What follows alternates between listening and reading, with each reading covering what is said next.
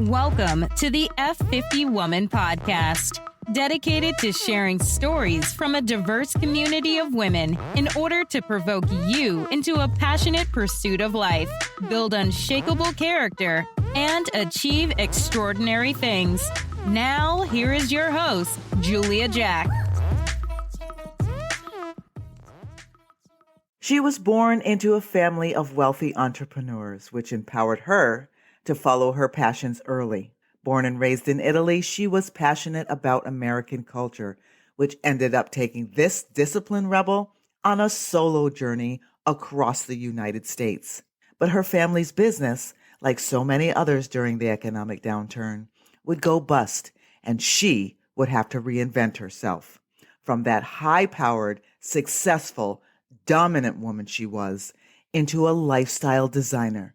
She changed her life, and now she lives the Dolce Vita lifestyle. Come in and learn how she transitioned and how she teaches leaders like you to do it too.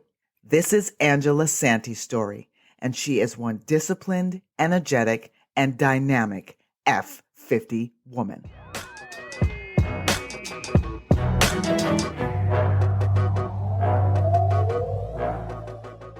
Hey, F50 women. I am here with Angela Santi, or is it Santi? Santi. Santi, okay. I don't have the Italian tongue, so I had to get it right. It's a beautiful name. So she is the one-of-a-kind Dolce Vita, which is the signature Italian lifestyle, leadership and lifestyle designer for elite business leaders. She is fiercely protective of her craft, the art that is the science behind the good life. And she has pioneered the 4 pillars of Dolce Vita life mastery model and more. I can't wait to talk to you, hear about what you do. Well, just let me first say welcome. Welcome and thank you for joining us, Angela. Hi, Julia. Thank you very much for inviting me. I was so excited. I was like, yes. I'm so happy to be here. So hi, everybody from Italy, from sunny Italy. Yes, coming to us from Italy. And maybe we'll have some time to get into that. But I want to first get the audience to get to know you. Tell us about who you were as a younger woman, as a younger girl. What did you want to be? Where did this all start? Very interesting, because now I'm connecting the dots. I am 55 and I'm very proud to be Yes. this age. I know that Americans are like, I don't like to. No, we're trying to change that. Yes. Yeah. We're the girls of the 60s, we have to. That's right. So as a young woman, I have to say that I was so lucky to be born in a wealthy family, a family of multi-generational entrepreneur. Nice. And this was key for me because I had the opportunity really to be super empowered, to do whatever I wanted. My parents were strict in a way, but also, they would let me really follow my passion. Nice. And when I was a young woman, I was really embodying what now I want my clients to embody, which is the so-called discipline rebel. So, okay, discipline rebel. Yes. Rebel. Who is the discipline rebel? Is a very disciplined woman when she has to be disciplined and to be all in, but inside she's a rock star. She's rebelling against what she doesn't like, and she is speaking her truth, living authentically. So again, my family really gave me the opportunity to follow my heart. And so I was, and I am still very passionate of art, of all, whatever is humanistic. So literature, theater, music. I used to play the piano. I danced the tango, pre-COVID, of course. And I sing the blues. Nice. Yeah. And one of my passion was and is English and American culture. So I started to learn English when I was very young, and I had the opportunity to spend a lot of time in England and also in the United States, in Berkeley, when I was like 16. And there, because it was the 80s, so it wasn't that common, especially for a woman, especially for Italians. So, but as I was traveling, on the other side of the ocean, I really made so many amazing experiences, and I started to really develop this cosmopolitan mentality. Okay. So an adventurous mentality. Okay. So maybe can I share a story on that? Absolutely. Time? We love stories. Yes. So I was spending all summer at Berkeley University to study English and psychology. And there I met a young Italian. I was 17 years old, I think. Well, it's not important. And then, by the way, I had all these fake IDs because, if you were under 21, you couldn't do anything. Yeah. Yes. So all Italians, were faking IDs just to being able to drink a beer or something like this. Yes. And I met an Italian woman who was studying at the university with me. And she was like, would you like to, after this course, would you like to do a trip with me in the United States across many cities and all that? And I said, oh, yes, wonderful. So I had my mom organize everything from Italy and send the tickets and everything. So at that time, I didn't have a credit card, but I have, you remember, the traveler's checks. Yes. So, and I was losing myself. I was at that time also, what you could get in the United States would come to Italy like 1 year after. So I was buying all sort of books and records, and then my money were finished. So you were out, you were empty. Okay. Yeah, I was empty. And I was like, okay, mom, all the Italian, like the spoiled Italian, mom, dad, please send me some money. And they said, okay, we will send them, in New York, when you get to that hotel at the end of your trip, which was supposed to be a 15 days trip. And I had, like this young woman who said, yeah, but I can lend you the money, no problem. So long story short, the night before leaving, she said, you know what? I'm sorry, I'm not coming with you because I am, living this amazing love story with that. And I was like, what do you mean? Yeah, what do you mean? What do you mean? No, I'm not coming. And I was like, and then I was like, this trip was her idea. Wasn't it her idea? Exactly. Oh, my and goodness. I told her, this is your idea. And I had, everything. Yeah, but I love this guy and da, da, da. And I went like, you know what? Who cares? I am gonna take this trip no matter what. Okay. So this was my first trip by myself all around United States with 2 huge suitcases, a huge radio with me.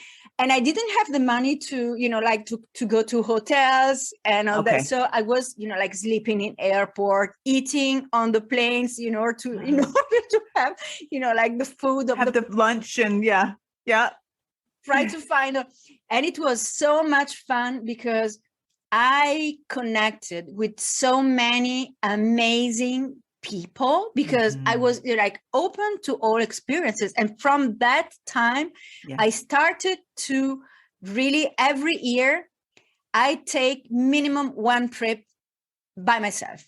Okay. And it's an adventurous trip. And it's amazing because you really go out of your comfort zone and you really get the essence of people around you. So this is Angela as a young woman.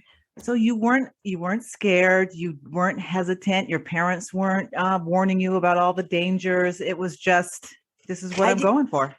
Yes. But by the way, my parents didn't know that she wasn't with me, okay. How was your friend? Oh, yeah. Because at the time we didn't have the cell phones. We have collect calls, so I was calling once a week. No social media to check up on you and see if she was there with you. Yes. Yeah. It was a better life from that, you could do many things under the cover. Nobody knew. Yeah. So what is if you can remember all that travels, what was your favorite place or most memorable place, good or bad? So it was definitely New Orleans. Okay. Chicago. Yeah. Boston. Okay. And of course, New York, where all the Italians go, like multiple times. Yeah. Nice. Very nice. So you were a young woman, you were adventurous, you were in the United States. Tell us about, I'm going to jump all the way over that stuff in the middle and big lesson you learned. So tell us about you now. What do you do now? How did that end up?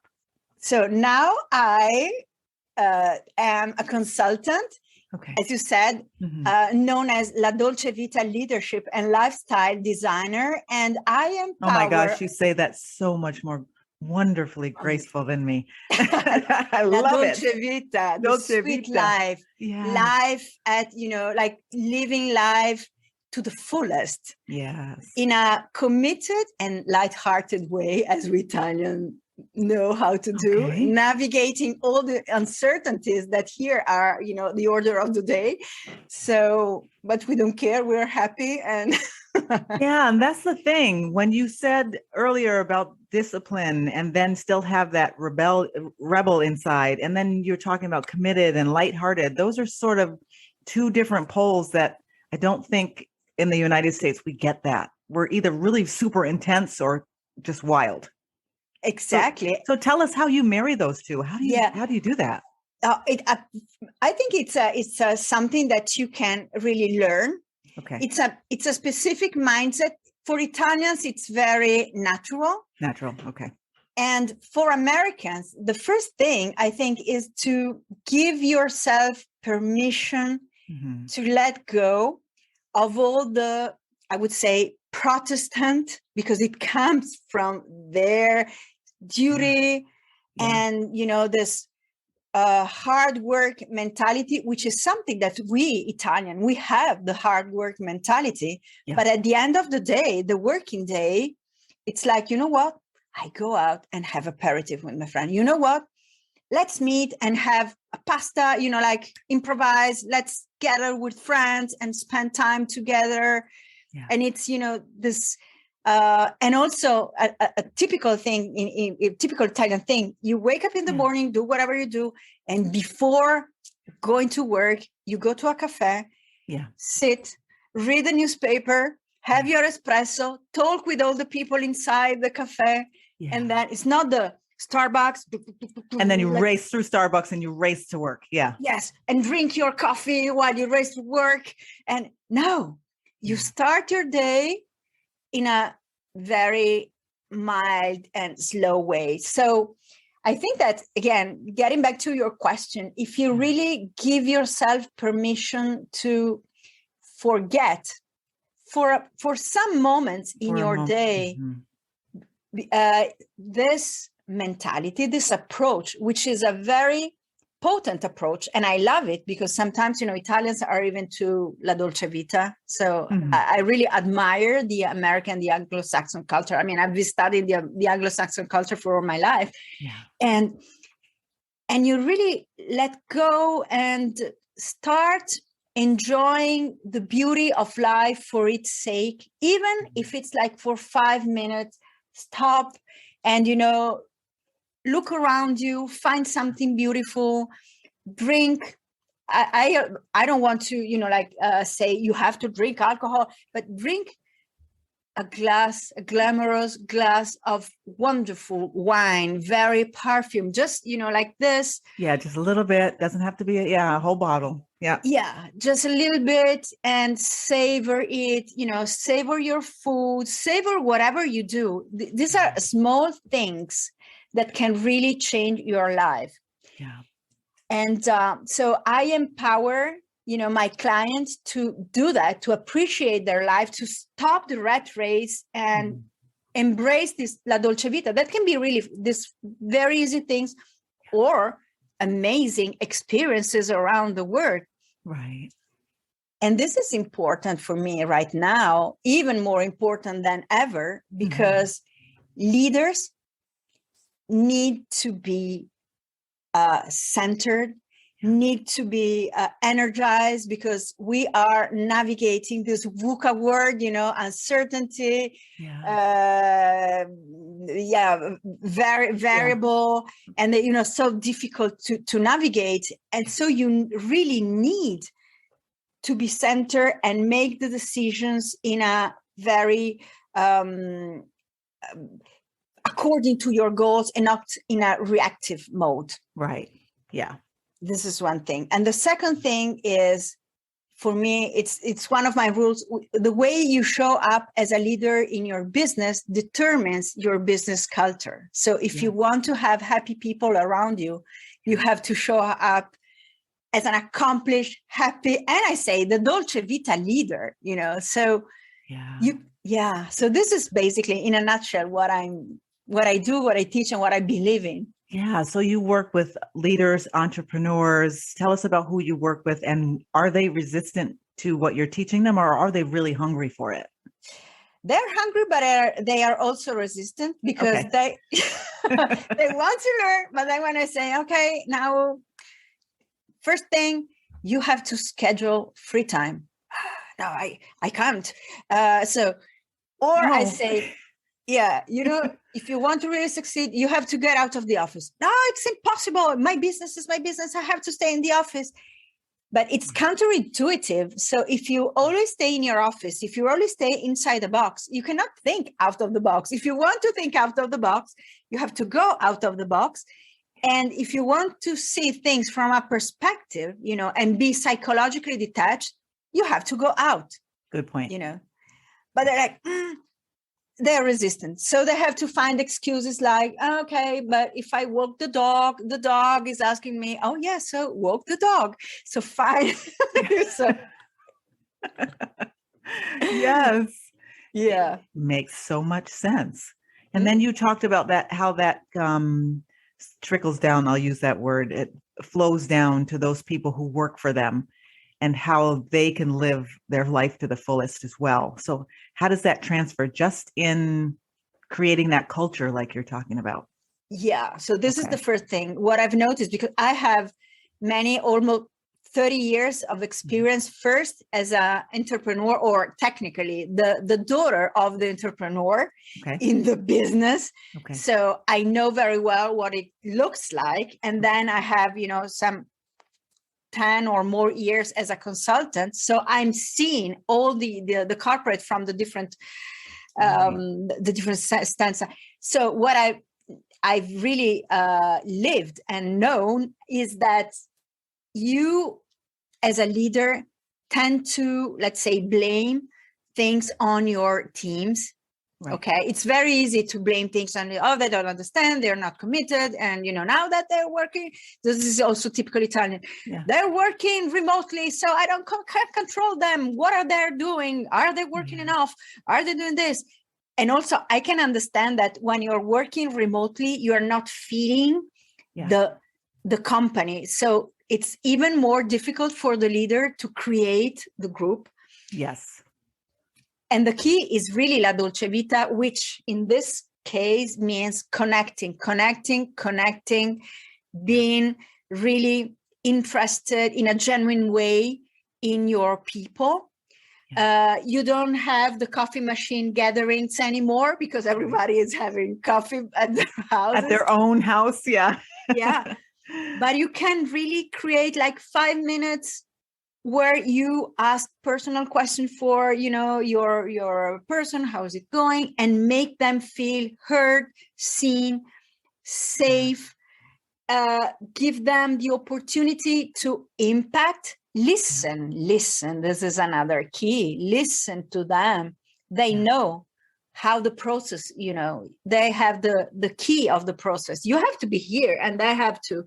Right. They have to be in all the details. Yeah. Yes. Exactly. Yeah. So you have to detach, become less attached again to your creature. Yeah. Delegate more and be really more out of the office with an eye always on, what's happening, of course. So it's not, like I'm on my holidays and who knows what is happening. Right. There. Who knows what's going on. Yeah. Yeah. Yeah, exactly. So these are some of the keys that really help create a La Dolce Vita environment. And then with a leader that walks the talk, then you can hire, all those consultants that come for, beautiful programs for employees retention, all those things that incentives or whatever. But if you are not the person who leads by example, sorry, it's not working. It's gonna be. It's like forcing a round square peg in a round hole. Trying to make something work that doesn't fit, or they're not similar, right? Exactly. So it seems from what we know so far that this was just one seamless process where you didn't really have any challenge, you didn't have any big lesson, but I know there's a lot of things you learned in this whole growth process to getting you to 54. Please share some of those golden nuggets with us. Yes, I had many Okay. challenges. Okay. But as I'm la Dolce Vita icon, you don't see it on my No, face. not at all. Which is wonderful. But yeah, let us into some of those. So the first challenge was when I finished the university and I was like, super empowered. By the way, I prepared my thesis in the United States. I was coming back. Oh yes, whatever. And so then I was like, what do I do? And the typical, most organic thing to do is to go and work in the family business, which at that time was one of the 10 biggest companies in Italy, in the Italian luxury automotive. Nice. Okay. Yep. Industry. Automotive industry. Yep. Yeah. Beautiful cars, beautiful surroundings, beautiful everything. The only thing is that it is a boy club. So, wow, yes, can't forget about that. Yeah, more so than now. Yeah, exactly. So, first lessons as a woman and as the daughter of the entrepreneur, you have to show up, as one who knows everything already. You cannot be vulnerable. You have to, all of us, I think, we're like, I'm going to show that I'm, better than all those guys out there. And by the way, you're just mimicking them because we didn't have a feminine leadership models or role models at the time. Right. So I was pushing and showing that I was the strong. And so this was just a side note. I'm just curious I'm trying to get a visual, what this looked like. Did you wear suits like the man? Did you try to dress like the man? Yes, of course. Stand like them, act like them. Okay. Stiletto all the time. Oh, goodness. Yeah. Stiletto all the time. Either trousers or a dress, or the pencil skirt or the yes, always with a jacket. Okay, always black. Italians wear a lot of black with colors. I used to wear Van Cleef and Arpels perfume, which was very strong. So to state my power even more. And pardon the word, I really was a jerk. I was acting as a jerk all the time. You're trying to throw your weight around. You're trying to be heavy. Yeah.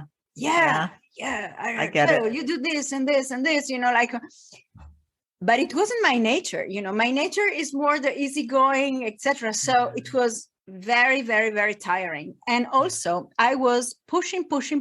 And as all the boys, of course, didn't have anything else to do outside the office, they were working the only long hours and all that. And I was mimicking them. So I was also commuting, and I was like going out of the house in the morning at 6:30 and coming back at home at 8 p.m. Wow. So I was super successful, wonderful experiences again with all the Ferrari, Lamborghini, and the Mercedes, and, the glamorous world. Yeah. But inside it was miserable. Okay. So, but I was so much in my comfort zone that I was doing nothing. So in order for me to learn the lesson, and get this kick in the back, 2008 came and Lehman Brothers collapsed, the whole world collapsed, and my family business collapsed in 9 months, like this. Wow. So, and this is a business that your father grew, or was it even more generational than that? No. Well, he grew it. Okay. So it was one of they had multiple businesses. And the bad thing was that it was like a domino effect. Okay. So it started with the cars and it destroyed everything, everything. So, in 9 months, I had no company, no job, right? No identity, because I was so much identified, like many passionate leader. And this is something that we have to learn. You are not your business. So this is a very important yes lesson. Yeah. Okay. So at that time, I was in the board of directors, and I was also in charge of human resources development and organizational development. I was a sort of a change manager, but I didn't know. I sort of gave myself this title afterward. Probably I was a change manager. Okay, so that's what you were doing. So yes. But in Italy, we didn't know that. We didn't have all these titles. Yeah. And then I was like, okay, so what do I do now? And I couldn't afford to stay stuck. The thing was that everything was, like destroyed so quickly.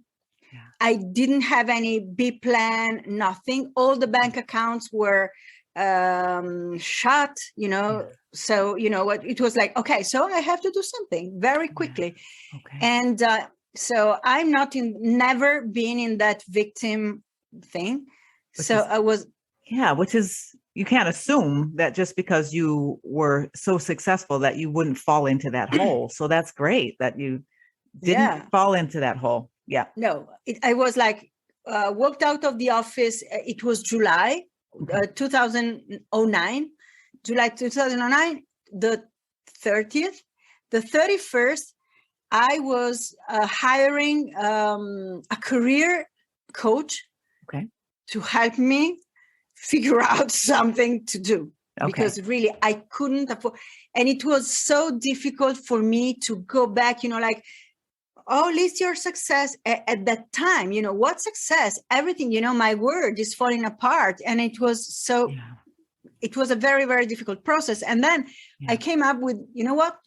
I'm going to create my thing, and I will be a consultant. So leveraging whatever I had done. So I was very lucky and started to work for a company, and then for other company as independent contractor, working over Italy, like commuting all the time. And I did that for until 2016. And at the time, 2016 was my 50th birthday.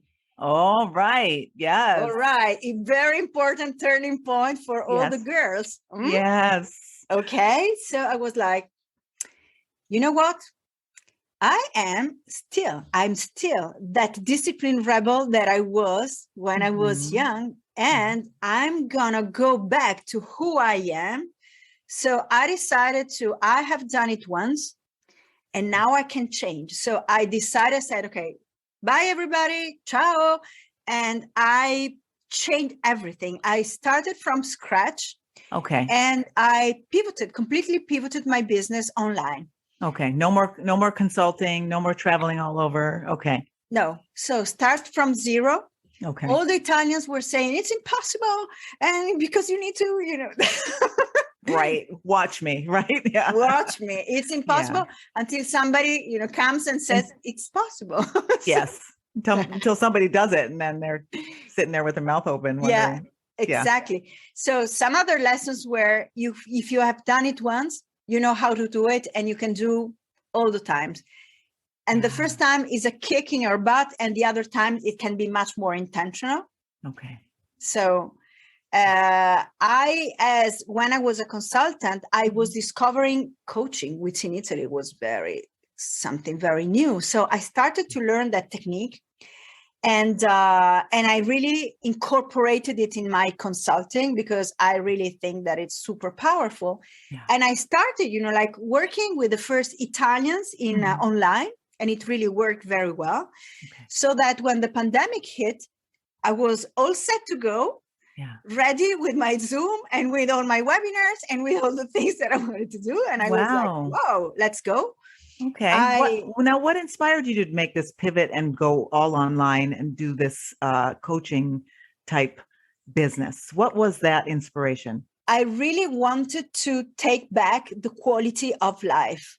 I hated being all the time, like traveling without, and also not having the control over my business. Meaning, if I don't get clients, I have to know why. It's not that I'm waiting for somebody that, all this. Yeah. And also my discipline rebel nature is that in the morning, I have very specific routines. And there are things that I like to do that I don't want to give up. Say, very important for me, how to eat in a healthy way, exercise, do my yoga, do all my things. Yeah. And it was becoming impossible whenever I was on somebody else's schedule. So I was like, this is it. I am 50, so I can afford to do whatever I want. You know what? Yes. And I'm going to say that, and I don't care. And I love it. Yes. Because sometimes that's just the mentality that can make that flip where you do exactly what you want to do. Exactly. Not what the other people or what the society wants you to do, or, what you think your role is supposed to, etc. But, at a certain age, we're empowered and we can really say, who cares? If you are enjoying the F50 Woman podcast, don't forget to share your positive comments and ratings and share us on all your favorite social media channels. F50 Woman is a movement created for women, spread by women. Thank you for your support. Now back to the show and your host, Julia Jack. Now, you mentioned getting out. You mentioned telling others that your clients, that they need to get out of their office, get out of their box, if you want to call it, to actually start thinking outside the box. Did that happen to you, or are you just an out of the box girl anyway? No, I am a very out of the box, but I also like to be very much in the box. I really need to have my routines.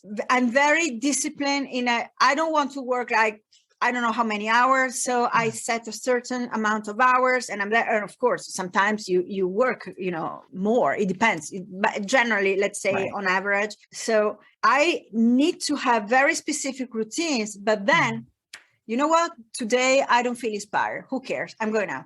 All weekends, I'm going out.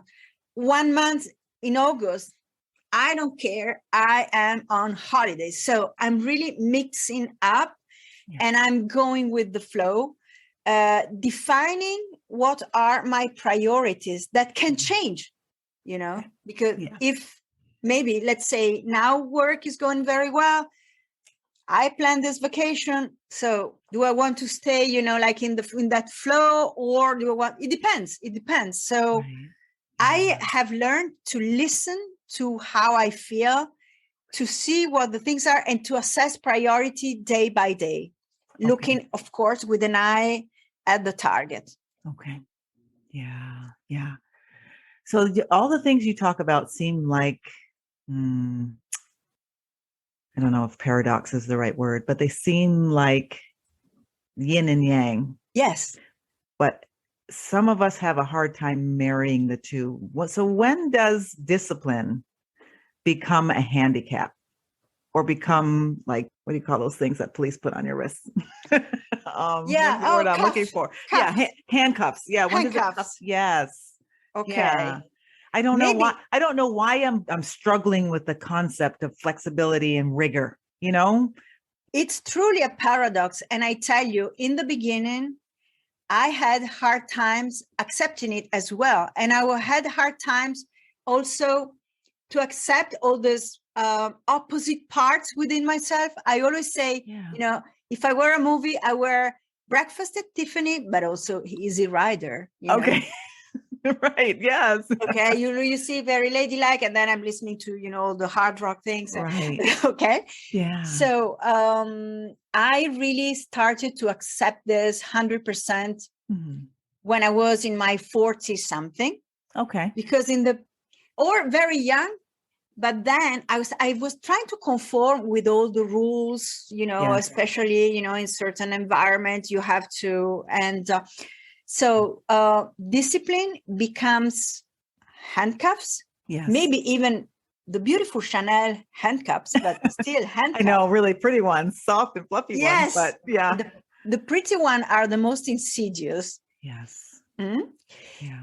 When you are too much on this rigor, when you really want to show up, to be nice, to be accepted by other people, by what you do, so you become people pleasing. So you're very disciplined in your people pleasing.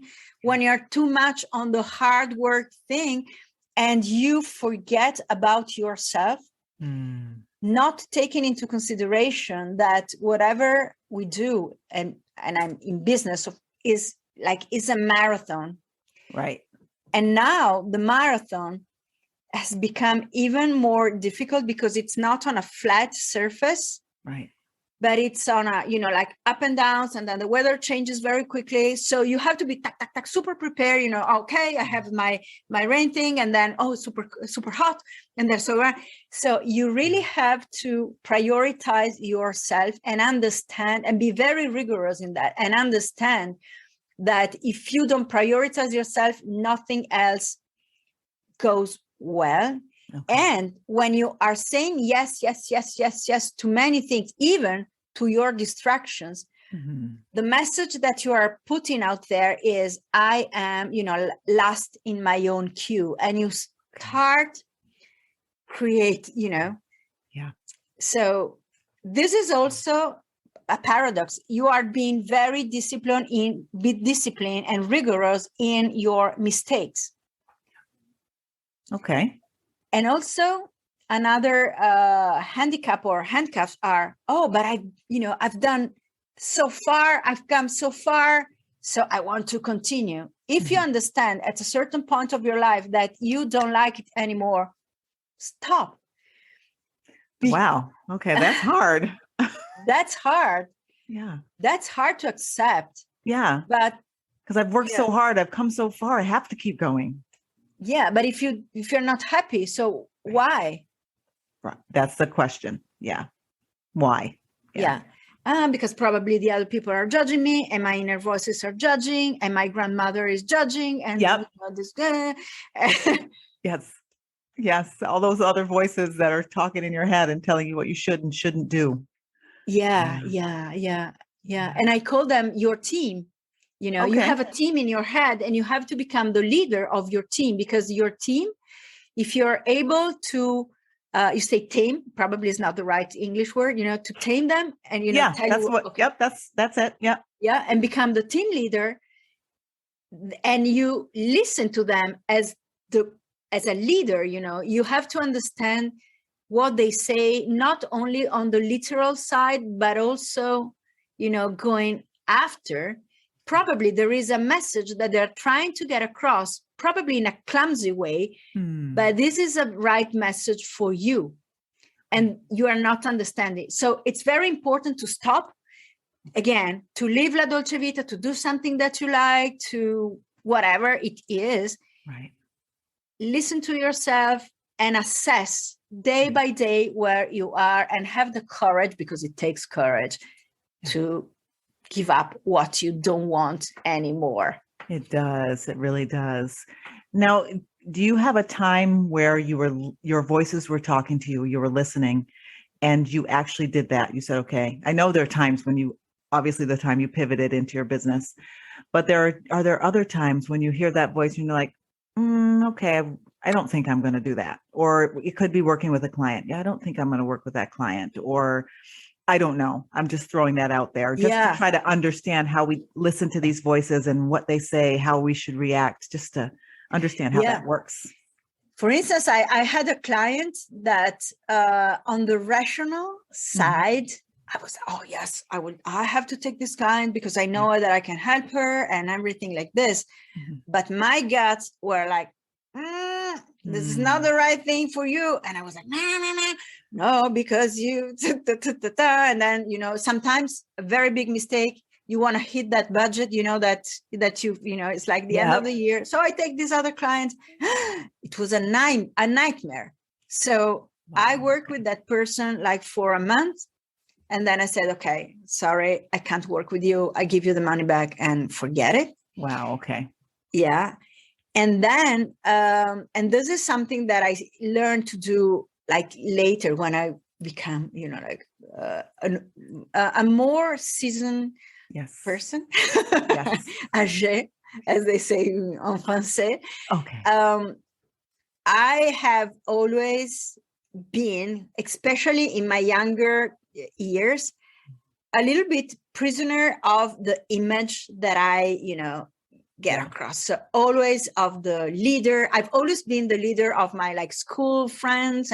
So never be vulnerable, So I always wanted to keep consistent with that role, with that persona. Yeah. And, all those adventures of my life came, and then I was like, you know what? I just don't care what they expect from me. Yeah. But it was something that I achieved, like in my 40 or so. Okay. And you just let that, I'll call her, you let her go. You said goodbye. Goodbye. Yeah. Yeah. You know what? I don't care. And it's something that I like to do and I learned to do and I teach to my clients is to give names to your voices. Yeah.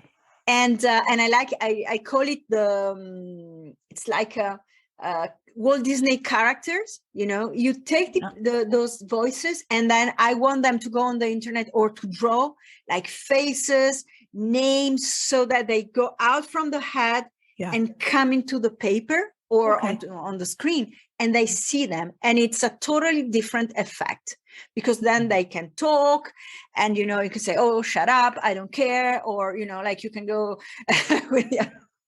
embrace your crazy a little bit. Yeah. Yes. Because we all have it.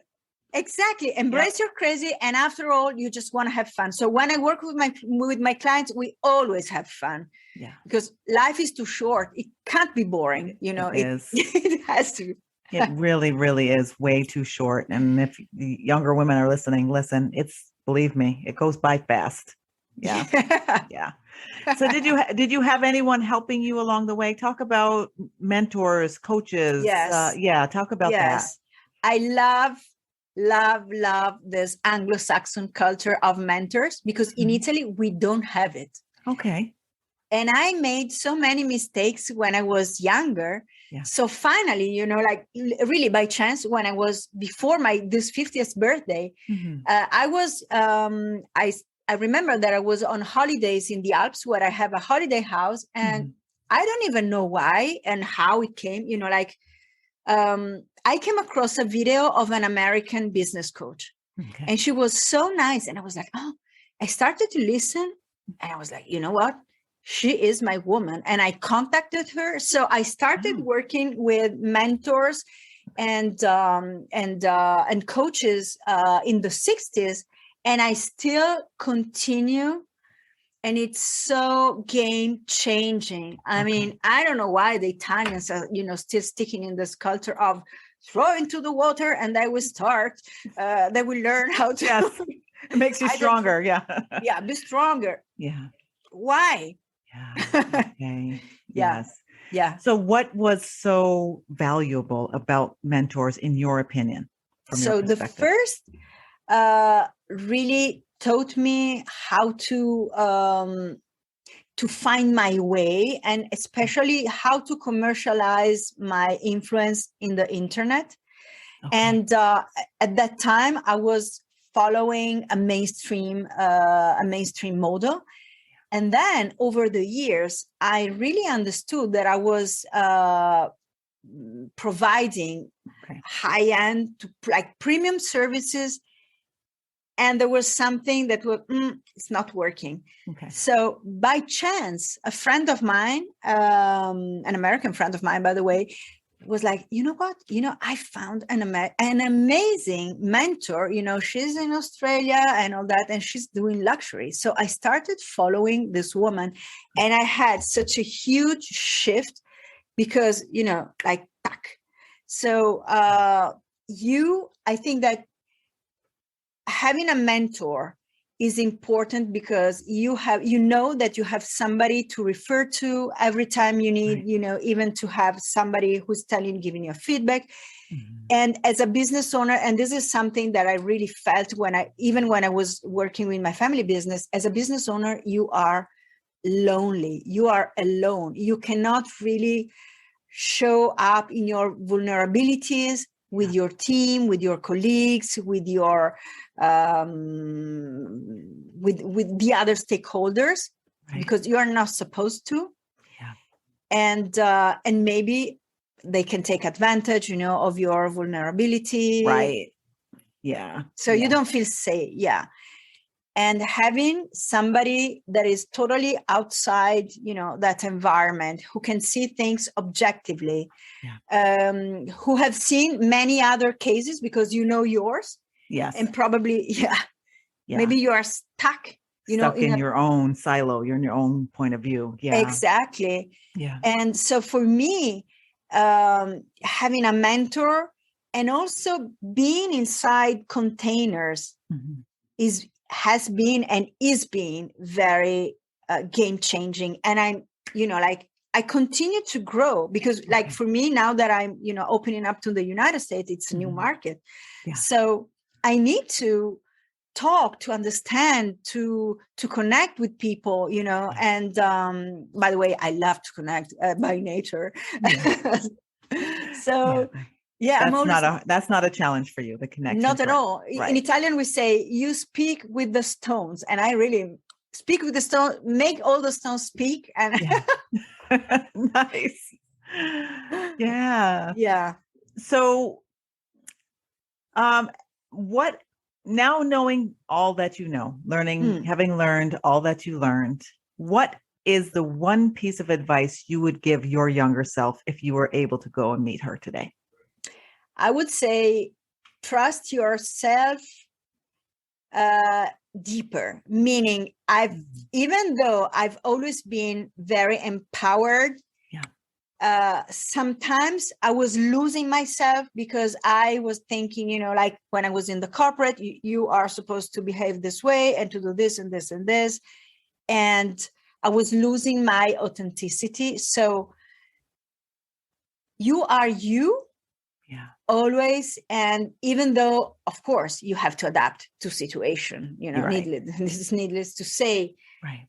Trust yourself and never hesitate to ask for help. Okay. Yeah. And by the way, we were talking about mentoring. Something that I really love to do, even as I give back to the word, is mentoring young entrepreneurs, or the leaders to be. Nice. Okay. I love it because if I've had a mentor before, I wouldn't So so get a mentor. Don't be shy. Speak your truth in a polite way, but right. Never, ever, ever let things unsaid. Okay. Mm-hmm. Never let things go unsaid. Okay. Yeah. Why? Yeah. Why is that important? Because then you will regret it. And, when you don't speak up your truth, things stay here. Yeah. And, something wrong grows. Yeah. And then you probably get too much influence by somebody else, and also by somebody else's beliefs, limiting beliefs, because when they say you shouldn't do this and that, and, like it's dangerous, and, why? Yeah, that's true. Once you start stuffing, and then you start needing to be led by everything else except for your own inner voice, which you're just shut off. Exactly. And then you blame, I didn't do, you ruined my life, and you didn't. No, it's not the other person. It's you who ruined your life because you didn't give yourself permission to follow your truth. And you were, like it was easier, because then you didn't have to argue with your spouse, with your mom, with your family, with whoever. You went for the easy way in the short term, but it's the hardest way in the long term. So I think that is so important for us to hear. My experience is a lot of people do point the finger, said, you made me do this, or you made me do that. But we really have to look at ourselves and say, well, how did I participate in that? I didn't say no. I didn't say I didn't want to go. I didn't want to work in that business. I didn't want to go to school to do that, or whatever it is. Or I wanted to start this business nobody believed in. Like they said to you, no, that's never going to work. Exactly. I mean, we've heard that so much. I've heard it from so many stories that everybody told me I could never do it, but she did it. Yeah, exactly. And so you are by listening to other people, because you don't want to, so you are empowering them. You are taking your power, empowering yourself. You're putting that crown on the other people and say, please decide for my life. This is what you're doing.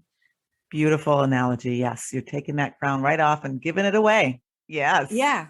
so we have to stop. And the earlier we stop, the better our lives will be. Yeah. Like you said, a little bit harder in the short run, but better in the long run. It pays off. Yes. Yeah. So what's next for you? I know you talked about, moving into the market here in the United States. Tell us about what's next for you, who your ideal client is, what you're looking forward to working on, and who you want to work with. So my ideal clients are the successful, rebellious, and ambitious business leaders. Okay. I love to work with impact leaders, those who want to change the world. Okay. And who have understood that they really want to get their life back for themselves, to have a better life, and also to give, to extrude this Dolce Vita energy around and impact their people, so that they create a top-down revolution that can change the workplace. I really see this, that the word, not only United States are very on that side, but the whole world need to go back and to humanity. The workplace is too much dehumanized.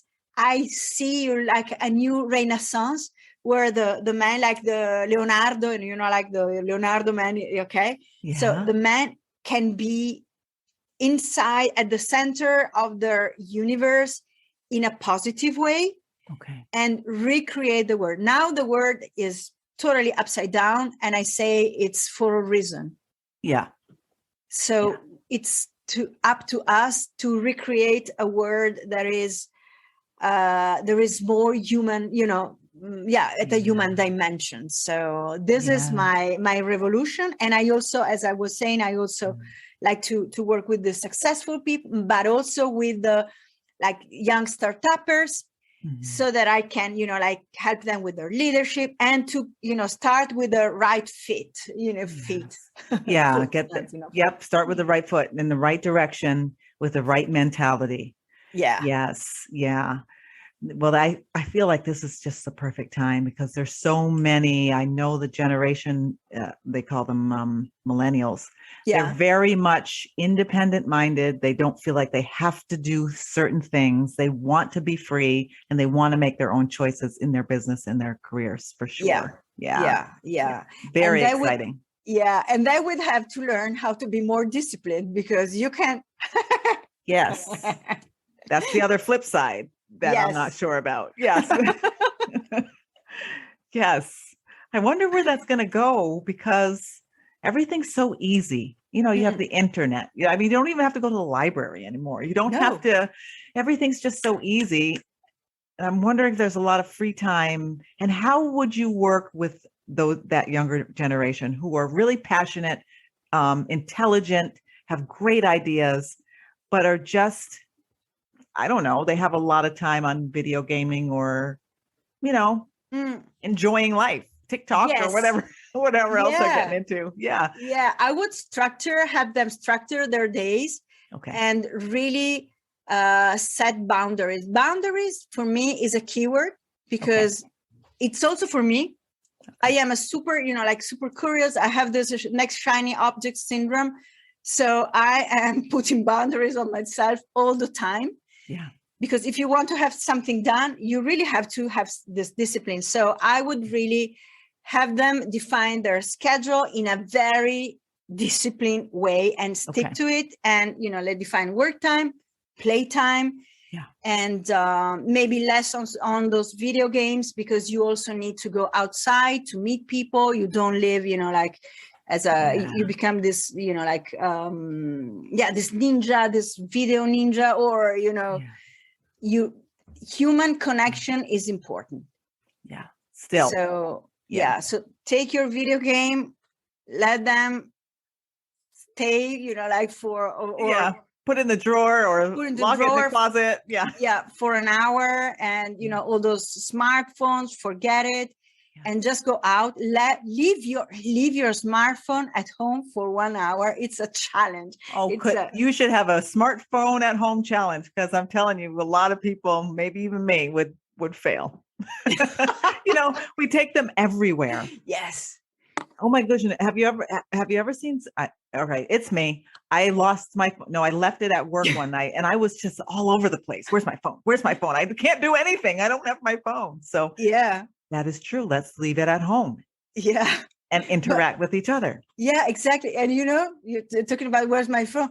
I have so many friends that, that have broke their iPhone, because it went in the water closet. Yeah. So I was like, so you go to the bathroom with your everywhere with you. Yes. Literally, probably holding it while you're on the toilet. Yes. It goes everywhere with us. Yeah. And we need to let it go. Postures are getting bad because of it. Yeah.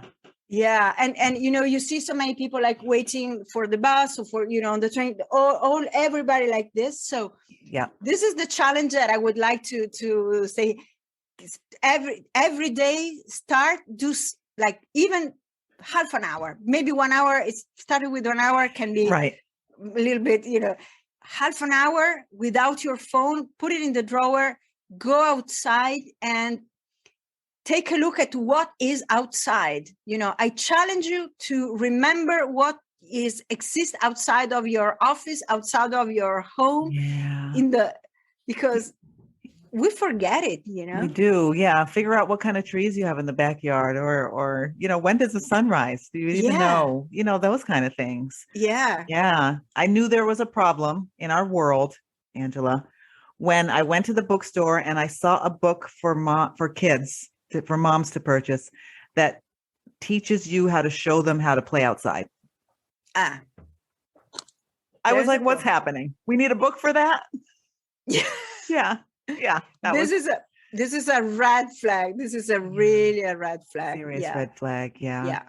And do you see that affecting business owners today in terms of not getting in room? Well, of course, it's hard to ask that question because we just came out of a pandemic, but do you feel that affects them today, not getting away from their technology, from their phones, from their emails and reports and all that stuff? Yeah, because they think that inside those boxes, there is everything, in a way. And in a way, there is everything. Everything, yeah. But your creativity is very limited. So for getting creative, you have to go outside, and you know what? You have to move, because a body that is still produces very fixed, ideas. A body that is moving produces, dynamic ideas. Wow. Okay. I like that connection. Yeah. Yes. And it's also, there are really neurological, it's science. So it's not only myself. So we need to move, because our brain needs to have create new neurological paths, and all the things that are happening, with the videos and the things and the blue light. There are a certain number of things that are really limiting our mind and that are affecting our brain in a negative way. So, for instance, I have decided that I shut my phone down. And even I have a timer for the internet at 9 p.m. Everything is off. My phone is off. When I go and have dinner, the phone is shut so that I can enjoy my family. And in the morning, I turn my phone on at 10. Because I like to wake up and I do my yoga and do my meditation and I listen to the music and I breakfast, whatever, go outside. If it's possible, I take my breakfast outside. And of course, I have my office is in my house, so it's easier. Okay. But yes, we need to get off of our phones and get more in the real world. In the real world. Yeah. Yeah. Well, now they're creating a metaverse. I don't know if it's going to get worse. Yeah. Oh, I don't know. Yeah. Yeah. But I mean, thank you, technology, because, of course, and we wouldn't be here. We wouldn't be talking. We wouldn't have met. Yes. So it does have its benefits, but we need to, like anything else, you need to have a limit and boundaries. Yes. Everything. Yeah. Yeah. We can't eat ice. We can't eat chocolate ice cream every day, all day, all week. Right. Exactly. And also, you need to breathe fresh air. Yes. And you need to get sun in your face and, like all the vitamin D and, all the benefits of living outdoors. And you have to schedule outdoor time. Yes. So let's just get a little bit of advice from your playbook. Tell us one book that you would advise all women to read and why. Okay, so one of my favorite book is, so I would tell you The Compound Effect, Darren Hardy. It's a very famous. What I like of The Compound Effect is that you can get huge shifts by, slicing them down into very, very small pieces. Like if you do something like for 5 minutes a day, then you compound, in the long run, and you stick to this habit. In the long run, you can have amazing results without even realizing it. So this is one that I love. And if I can tell another one. Yes, please. It's here. And can I show it? It's Do Nothing by, I don't know how you pronounce it. In Italian, we pronounce it Celeste Headley. Headley. Headley. I'm not sure. Yeah. So it's for me, it was, I really loved coming across to this book because it really says a lot about our Mediterranean culture of alternating not doing or bringing the not doing, but really not doing, sheer idleness into your days. And this is game changing. Okay. And she explains very well why, and all the things about this mad American culture of the push. Go, all the time. No, all the time. Yeah. So I think that both are very inspiring. So Do Nothing, and very small steps. The Compound Effect by Darren Hardy. Yeah. And if you just add those little things in, you can change your life. Exactly. Yeah. And you did talk a little bit about the things you have to do every day, but is there one thing that you have to do if you had to just pick one, what is the one thing you have to do every day? Oh, the thing that I have, Angela, it's my yoga time in the morning. Okay. I start, for me, I'm not a night owl, but not even an early bird. So, okay. Oh, by the way, I sleep 9 hours per night. Okay. Which is fully refreshed. Yes. Or refreshed. Sleep is very important. So in the morning, I have to get up. So what I developed is I start doing my yoga in bed. Okay. 15 minutes, 20 minutes. And then I do like the other 20 minutes, I wake up and I do the other 20 minutes and then it's my breakfast. And this is the way that I energize. I start my day in a great way. Yeah. I sing and dance and hopefully nobody's seeing me. So I can like, and if they are, who cares? Who cares?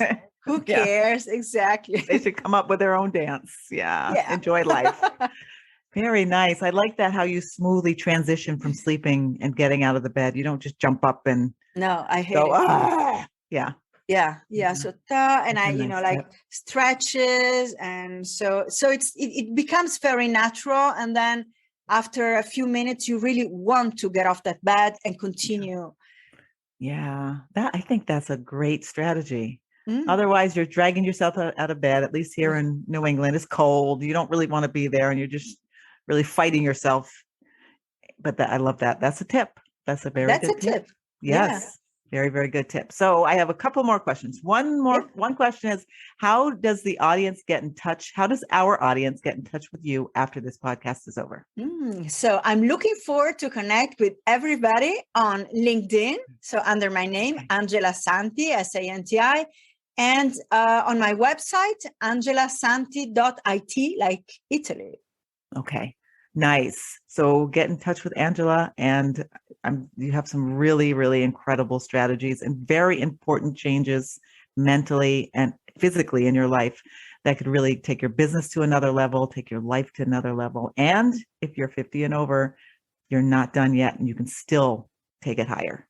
Yeah, definitely. I know that's one thing you talked about. No matter how high you get, there's a big life to live. Exactly. I am changing, and conquering, I would say, in a positive way, the United States at 55. Yes, yes. And just starting to sort of take off. I mean, you got to a high level, but now it's time to fly. Yes. Yeah, exactly. So on that note, would you say now compared to when you were 30, 20, 30, even 40, do you know who you are better? Are you more comfortable in your skin and your mind and everything else? Maybe you can share just a little bit of that. Yeah. When I was in my 30s, I definitely had more energy, probably. Okay. And, right.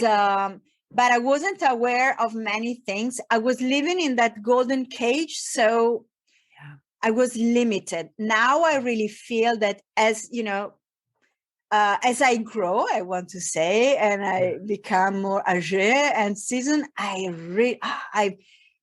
was like, I'm looking forward to become 50. And I'm looking forward to, because every year is so empowering, and to me, and I'm lucky because, I'm lucky. I'm also working on, having a good food and caring about my health and all that. So I have no issue, no all those women things, nothing. So good. I feel much better now than when I was in my 30s, but no comparison at all. Yeah. Do you think that that's something that a 20 or 30-year-old can get, or do we just have to go through those phases to get to where you are? So I think that in a way you have to go through the phases because it's natural. But if you, again, get a mentor, listen to the women that have acquired all this wisdom, as it was happening in the earlier culture when everybody was gathering around the fire, listening to the savior and to all those women. I don't want to use the word old, but we can also say, who cares, old women. Yep. Wiser. Yep. That's when the wisdom hits. Yes. Accomplished. And I think that being around accomplished and wiser women, is really enriching. So I'm looking after those who are 60 and over. And I have a friend, she's amazing. She is 85 and I have met her at a tango dance, and I was like, wow, who's that woman?